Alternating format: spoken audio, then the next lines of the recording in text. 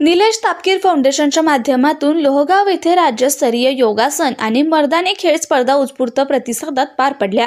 या स्पर्धेमध्ये संपूर्ण महाराष्ट्रातून जवळपास 750 खेळाडू उपस्थित राहिले। या कार्यक्रमास आमदार जगदीशजी मुळीक, ॲडव्होकेट रणजित सांगळे, उद्योजक वेदप्रकाशजी शर्मा यांची प्रमुख उपस्थिती लाभली। त्याचबरोबर संतोषजी खांदवे, विश्व हिंदू परिषदेचे हनुमंत खांदवे, राष्ट्रीय स्वयंसेवक संघाचे थानारामजी चौधरी, पंकज काळे आणि सैन्य दलातील आजी माजी अधिकारी उपस्थित होते। आजच्या आधुनिक जगात आपण पारंपरिक खेळ विसरत आहोत, त्यामुळे अशा स्पर्धांमुळे त्या खेळांना पुन्हा प्रस्थापित करण्याची जबाबदारी आपणा सर्वांची आहे, असे माध्यमांशी बोलताना निलेश तापकीर म्हणाले।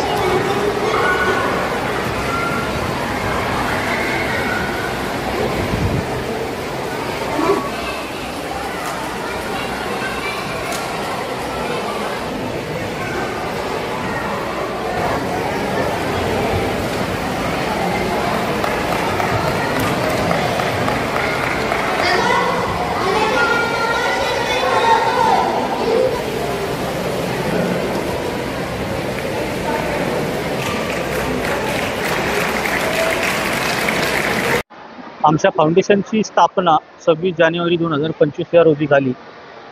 तेव्हापासून आम्ही माजी सैनिक, खेळाडू, गरजवंत खेळाडू, तसेच पौराणिक खेळ, जनसामान्यांचे प्रश्न, विद्यार्थ्यांचे प्रश्न या सगळ्यांमार्फत आम्ही काम करत आहे। काही महिलांना उद्योग निर्माण करून देण्याचंही काम आम्ही करत आहे। याचा मुख्य उद्देश असा आहे की त्यांना आत्मनिर्भर करणं। बऱ्याचशा ठिकाणी पुरुष प्रधान संस्कृती आहे, ज्याच्यामुळे पैसा फक्त पुरुषांच्या हातात असतो। त्यामुळे महिलांना रोजगार दिले, याचं कारण असं की महिला सशक्तीकरण, ज्यामुळे त्या आत्मनिर्भर होतील, हेच आमच्या फाउंडेशनचा उद्देश आहे। मी लोहगाव या भागात राहतो, ज्याच्यामध्ये भारतीय सैन्यातली आजी माजी खूप सैनिक आहेत आणि त्यांच्याबरोबर राहत असताना आपल्या पण एक देशभावना उफाळून येतात, ज्यामध्ये असं वाटलं की आपला 89वा स्वातंत्र्य दिन आहे।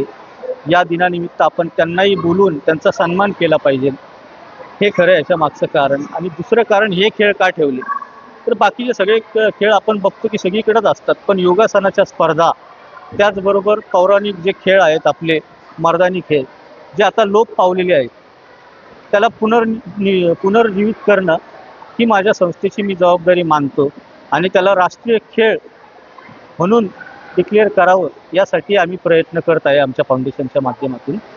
खरं तर हेच खेळ आहेत जे महाराजांपासून चालत आलेले आहेत। ज्यांनी स्वराज्याची संस्थापना केली, त्याच्या मागेही हेच खेळ होते किंवा हेच शस्त्र होते, ज्या शस्त्राच्या माध्यमातून आम्ही स्वराज्याची प्रतिष्ठापना केली। आपण त्याला विसरून फायदा नाही, आपण त्याला पुनर्जीवित केलं पाहिजे। 5 ते 95 वयोगटातली मुलं इथं आहेत आणि 95 वयोगटाचे वयोवृद्ध पण इथं आहेत। हे सगळे महाराष्ट्रातल्या विविध ठिकाणावरून आलेले, कोण चिपळूण, कोण म्हणजे काही लोक गोव्यावरनं पण आलेली, मला आत्ता कळालं। चिपळूण, गोवा, जालना, औरंगाबाद अशा ठिकाणावरून ते आलेले आहेत। यासाठी माझे सहकारी आहेत, अरविंद साळवे आहेत, आर्यन मेढे आहेत, त्याचबरोबर संजय शर्मा आहेत, अजून बरेचसे लोक आहेत ज्यांनी मला याच्यामध्ये मदत केली। दिसायला मी एकटा दिसतोय, पण माझ्या मागे पूर्ण टीम आहे। फाउंडेशनचं मेन अजेंडा असा आहे, खेळाडूंना प्रोत्साहन। काही खेळाडू असे पण मी आज पाहिले की ज्यांची घरची परिस्थिती हालाकीची, पण त्यांना यायलाही पैसे नव्हते। आत्ता आल्यावर आणि आज तसं कळाल्यानंतर आम्ही त्यांची व्यवस्था लगेच आमच्या टीमनी केली। मग ते खेळापासून वंचित राहतात। येणाऱ्या दिवसात ते मोठे खेळाडू बनू शकतात, पण असल्या छोट्या कारणांमुळे ते वंचित राहतात। हे त्याचं मेन कारण, म्हणजे फाउंडेशन ते काम महत्त्वाचं करणार। दुसरं काम असं आहे की जे सैनिक आहेत, ज्यांनी खरी देशाची सेवा केली, त्यांच्यासाठी सेवा करणार आणि महिला सक्षमीकरण, म्हणजे त्यांना मजबूत बनवणं, आत्मनिर्भर महिला बनवणं, हे आपलं उद्देश आहे। आणि बाकी दैनंदिन जीवनातल्या अडचणी घेऊन लोक येतच असतात, ते आपण सोडवतो।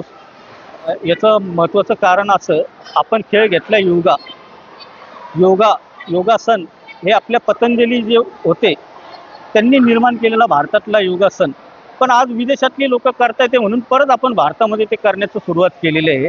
आणि योगासनाने तुमचं आयुष्य पूर्णपणे निरोगी राहतं आणि विना औषध, म्हणजे त्याला वेळेची गरज नाही, जिमला पैसेही भरण्याची गरज नाही, त्याच्यामुळे ते इझिली अवेलेबल। तुम्ही श्रीमंत आहे का गरीब आहे याचं त्याच्याशी काही घेणं देणं नाही। त्याच्यामुळं योग करणं आणि खेळ, मी स्वतःही खेळाडू होतो शाळेत असताना, त्याच्यामुळे खेळाडू एक वृत्ती आहे ज्याच्यामुळं प्रत्येक खेळ अप्रिय वाटतो, त्याच्यामुळे हे सगळं करतो.